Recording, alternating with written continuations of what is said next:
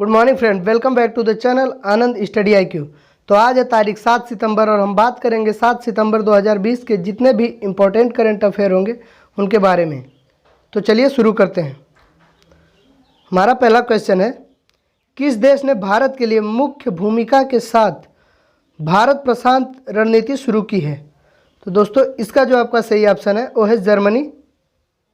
और हम बात करें इसके बारे में तो जर्मनी ने भारत के साथ अपनी इंडो पैसिफिक रणनीति शुरू की है, जिसमें उस क्षेत्र में बर्लिन के आउटरीच में महत्वपूर्ण भूमिका निभाने की उम्मीद है।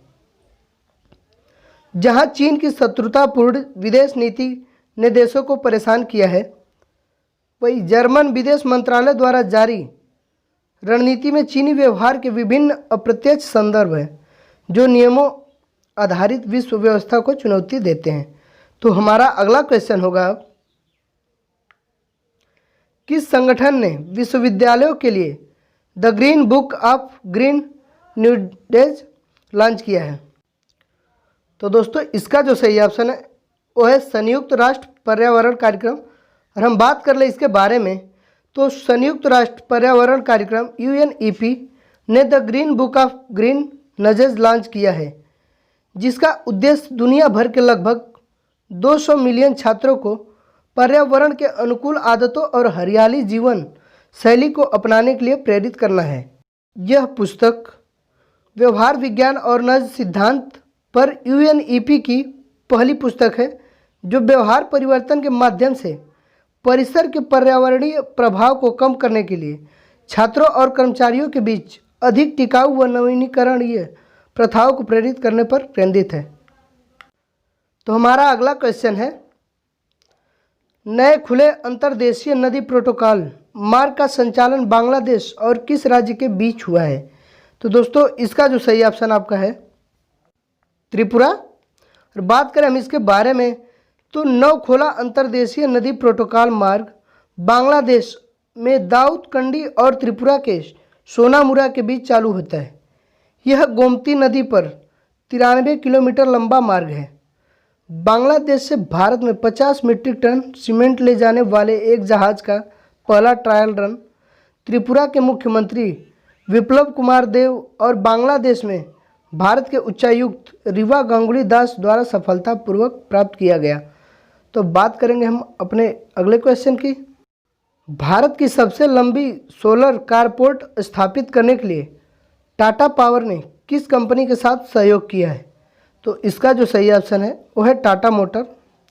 बात करें हम इसके बारे में तो यह पुणे के चिखली में टाटा मोटर्स के कारखाने में स्थापित किया जाएगा। और हम बात करें समझौते के मुख्य बिंदु की तो बता दें, भारत के सबसे बड़े कारपोर्ट में 6.2 MWP की क्षमता होगी। और बता दें इससे प्रतिवर्ष 96 लाख यूनिट उत्पन्न होने की उम्मीद है। इस परियोजना से अपने जीवन काल में टाटा मोटर के लिए 1.6 लाख टन कार्बन उत्सर्जन कम होने की उम्मीद है। और बता दें यह एक ग्रिड कनेक्टेड कारपोर्ट है जो सौर प्रतिष्ठानों के लिए अंतरिक्ष के कुशल उपयोग और एक अच्छा स्रोत के माध्यम से ऊर्जा के स्वच्छ उत्पादन पर आधारित होगा।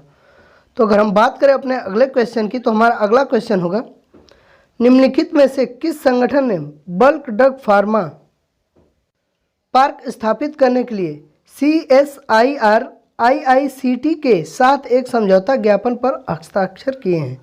तो दोस्तों इसका जो सही ऑप्शन है वो है Andhra Pradesh industrial infrastructure corporation limited.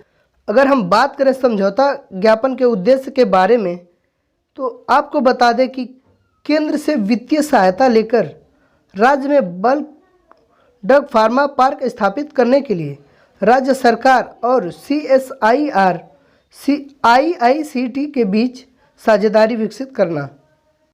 अगर हम चर्चा करें CSIR IICT की भूमिका की तो आपको बता दें कि ज्ञान भागीदार CSIR IICT के रूप में फार्मास्यूटिकल्स विभाग को आंध्र प्रदेश सरकार द्वारा प्रस्तुत किए जाने वाले प्रस्ताव को तैयार करने में तकनीकी सहायता देगा। तो हमारा अगला क्वेश्चन है, किस राज्य ने अपने विरासत स्थलों की सुरक्षा के लिए एक विधेयक पारित किया है। तो दोस्तों इसका जो सही ऑप्शन है वो है असम। बात करें हम इसके बारे में तो असम धरोहर मूर्त रक्षण, संरक्षण, परिरक्षण और रखरखाव विधेयक 2020 असम राज्य विधानसभा द्वारा अपने मूर्त धरोहर स्थलों की रक्षा, संरक्षण और जीर्णोद्धार के लिए पारित किया गया है। और बता दें, राज्य विधानसभा द्वारा मूर्त विरासत की सुरक्षा, संरक्षण और पुनर्स्थापना के लिए पारित विधेयक, जिसका वर्तमान में किसी भी राष्ट्रीय या राज्य कानून के तहत उल्लेख नहीं किया गया है। और बता दें कि केशव महंत राज्य सांस्कृतिक मामलों पुरातत्व मंत्री के मार्गदर्शन में पुरातत्व निदेशालय द्वारा इस विधेयक का मसौदा तैयार किया गया है। तो अब हमारा अगला क्वेश्चन होगा, किस राज्य में पर्यटन को बढ़ावा देने के लिए नदियों में क्रूज चलने की शुरुआत की जाएगी? तो दोस्तों इसका जो सही ऑप्शन है वो है ओडिशा। और बात कर ले हम इसके बारे में तो ओडिशा के मुख्य सचिव असित त्रिपाठी ने राज्य के पर्यटन क्षेत्र को बढ़ावा देते हुए ओडिशा सरकार ने राज्य पर्यटन विभाग को सार्वजनिक निजी भागीदारी PPP के तहत चुनिंदा नदियों में क्रूज चलाने के निर्देश दिए। मुख्य सचिव के मुताबिक ओडिशा में विश्व स्तरीय जल पर्यटन की गुंजाइश है। और आपको बता दें कि पर्यटन सचिव विशाल कुमार देव के अनुसार धामारा से पारादीप तक राष्ट्रीय जलमार्ग 5 सहित चिल्का झील, महानदी और डंगमाला आरक्षित वन पर 3 प्रमुख नदी क्रूज सर्किट विकसित किए जा सकते हैं। तो हमारा अगला क्वेश्चन होगा, SBO top sport book brand के पहले क्रिकेट एम्बेसडर कौन बने हैं? तो दोस्तों इसका जो सही ऑप्शन है वो है ड्वेन ब्रावो। को बता दें कि Dwayne Bravo SBO top sport book brand के पहले क्रिकेट एम्बेसडर बने हैं। तो अब हम बात करेंगे अपने अगले क्वेश्चन के बारे में। निम्नलिखित में से किस RPF कर्मी को भारत के राष्ट्रपति द्वारा सर्वोत्तम जीवन रक्षा पदक से सम्मानित किया गया है? तो दोस्तों इसका जो सही ऑप्शन है वो है स्वर्गीय जगीर सिंह। तो अगर बात करें हम इनके बारे में तो स्वर्गीय जगीर सिंह को मरणोपरांत भारत के राष्ट्रपति द्वारा सर्वोत्तम जीवन रक्षा पदक से सम्मानित किया गया है। वह उत्तर रेलवे के एक कांस्टेबल थे। और बता दें, उन्हें अपने जीवन का बलिदान देने और आदर्श नगर आज़ादपुर रेलवे सेक्शन दिल्ली के पास 4 बच्चों की जान बचाने के लिए इस पुरस्कार से सम्मानित किया गया। अगर हम बात करें सर्वोत्तम जीवन रक्षा पदक के बारे में तो आपको बता दें कि यह भारत सरकार द्वारा प्रस्तुत किया जाने वाला नागरिक जीवन रक्षक पुरस्कार है।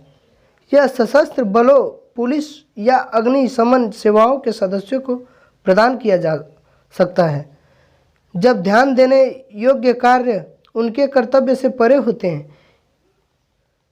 इसे पहली बार 30 सितंबर 1961 को सम्मानित किया गया था। तो हमारा अगला क्वेश्चन है जो कि आज का लास्ट क्वेश्चन होगा, सांख्यिकी और कार्यक्रम कार्यान्वयन मंत्रालय के नए सचिव के रूप में किसे नियुक्त किया गया है? तो दोस्तों इसका जो सही ऑप्शन है वो है छत्रपति शिवाजी। तो ये थे आज के हमारे मुख्य करंट अफेयर। तो हम बात करेंगे अपने टेस्ट कॉर्नर के क्वेश्चन की। तो हमारा क्वेश्चन है 30 नवंबर 2020 को सरकार के प्रमुखों के SCO परिषद शिखर सम्मेलन की मेजबानी कौन सा देश करेगा? तो दोस्तों 4 ऑप्शन दिए गए हैं, जो भी सही ऑप्शन होगा आप कमेंट करके कमेंट बॉक्स में ज़रूर बताएं। तो हमारा कल का जो टेस्ट कॉर्नर का क्वेश्चन था उसका आंसर जान लेते हैं। तो हमारा क्वेश्चन था, दक्षिण भारतीय बैंक के नए प्रबंध निदेशक और मुख्य कार्यपालक अधिकारी के रूप में किसे नियुक्त किया गया है?